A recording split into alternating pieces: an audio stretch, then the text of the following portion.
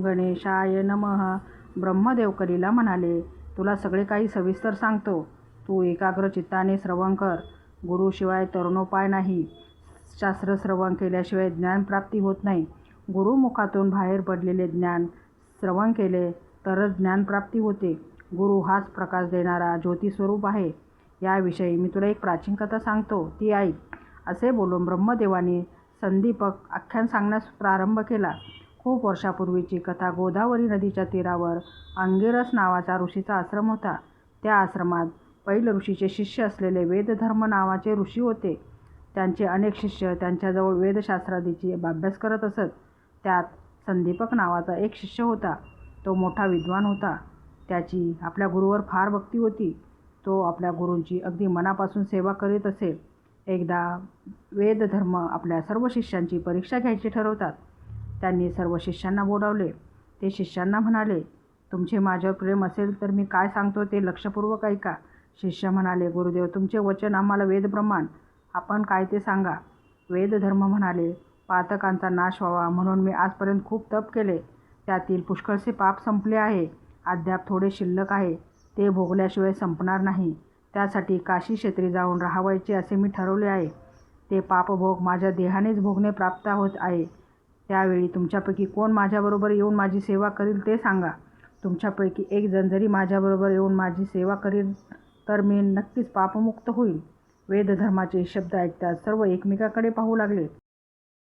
त्यावर संदीपक नावाचा शिष्य म्हणाला, गुरुदेव, जो दुःखभोग आहे तो तुम्हाला भोगूनच संपवावा लागणार आहे.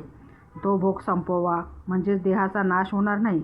भोग संपल्याशिवाय मुक्ती मिळणार नाही हे मला मान्य आहे. मी आपली सेवा करण्यास तयार आहे. मी आपणास काशीला घेऊन जातो. संदीपकाचे हे बोलणे ऐकून वेदधर्मांना खूप बरे वाटले. ते म्हणाले, अरे बाळ संदीपका, जरा नीट विचार कर. अरे भोग भोगताना मी कुष्ठरोगी होईन, अंगहीन होईन, मी पांगळा होईल, अंध होईल. तुला माझा 21 वर्ष सांभाळ करावा लागेल. तुझी तयारी आहे का? संदीपक म्हणाला, गुरुदेव, मी तयार आहे. तुम्ही माझी काशी विश्वनाथच आहात. मग संदीपक आपल्या गुरूंना घेऊन काशीला गेला. तेथे मणिकर्णिकेच्या उत्तरेस कामबालेश्वराजवळ ते राहिले. तेथे मणिकर्णिकेत स्नान व विश्वनाथाची पूजा असा त्यांचा नित्यनेम होता. असेच काही दिवस गेले आणि वेदधर्माच्या शरीरात बदल होऊ लागला. त्याचे शरीर कुष्ठरोगाने भरले. त्यांची दृष्टी गेली. सगळे अवयव विद्रूप दिसू लागले. त्यांना धड चालताही येईना. पण संदीपक त्यांच्या सेवेत काही कमी करत नसे. तो त्यांचे कपडे धुत असे, त्यांना स्नान घालीत असे, त्यांचा बिछाना घालत असे. पण महाव्याधीने त्रस्त झालेले गुरु संदीपकाला उलटसुलट आज्ञा करून अत्यंत त्रास देत होते. संदीपकाने कितीही सेवा केली तरी गुरु वेदधर्म त्याच्यावर सारखे रागवत, चिडत, सारखी कसली तरी तक्रार करत असत. पण संदीपकाने गुरुसेवेत कधी खंड पडू दिला नाही. गुरुसेवा हेच त्याचे जीवन झाले होते. संदीपक भिक्षा मागून आणत असे, पण कधी कमीच आणलीस म्हणून गुरु रागवत.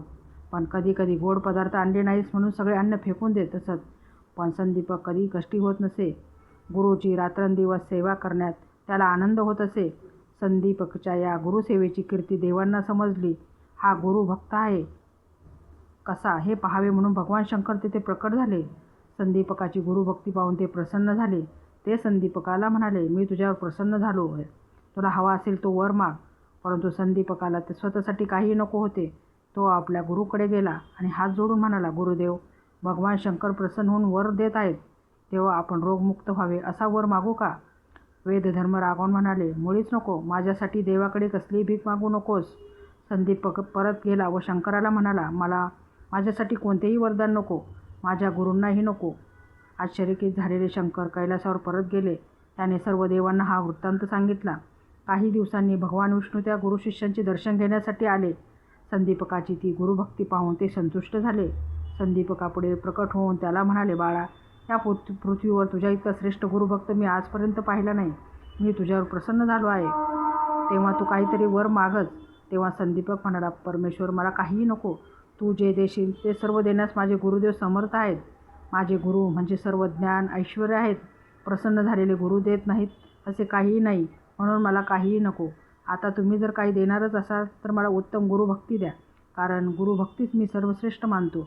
प्रसन्न झालेले भगवान विष्णू म्हणाले, खरे आहे, जो कोणी माता पिता व गुरु यांची सेवा करतो तो एका अर्थाने आमचीच भक्ती करतो. आम्ही दिलेल्या वरदानापेक्षा गुरुभक्ती श्रेष्ठ आहे, तीच तुझ्या ठिकाणी दृढ होईल असा मी तुला वर देतो, असे बोलून भगवान विष्णू गुप्त झाले.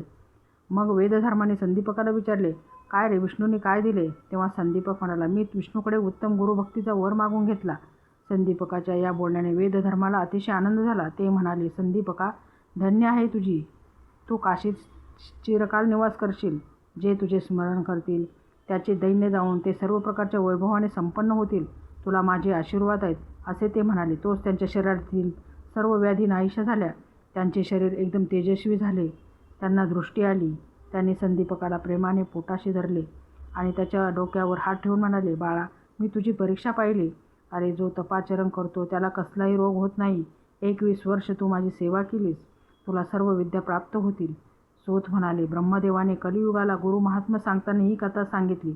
संदीपकाची कथा सांगितल्यावर सिद्धयोगी नामधारकाला विचारले, गुरुभक्तीचे महात्म्य लक्षात घेऊन त्याची पूर्ण श्रद्धेने भक्तिभावाने सेवा केली तर भगवान शंकर त्या गुरुभक्तावर प्रसन्न होतात. अशा रीतीने श्री गुरुचरित्रमृतातील कलियुग वर्णन गुरु महात्म्य संदीपक आख्यान नावाचा अध्याय 2 समाप्त.